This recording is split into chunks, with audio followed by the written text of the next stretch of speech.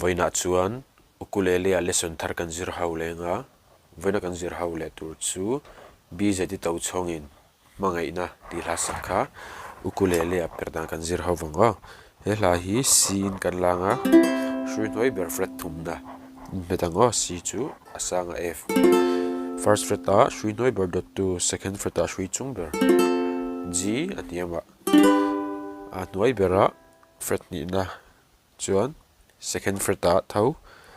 hrui chung ber dot to third fret a hrui hnoi ber dot to te kan strum anga down down up down up down down down up tikhan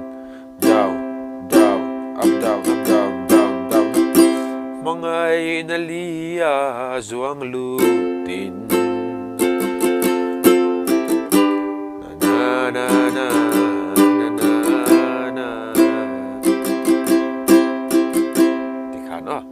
kami strumming pattern mangkhan alapum puya chuakang alhanen karon play milanga uluk don nilo ngai thale don nya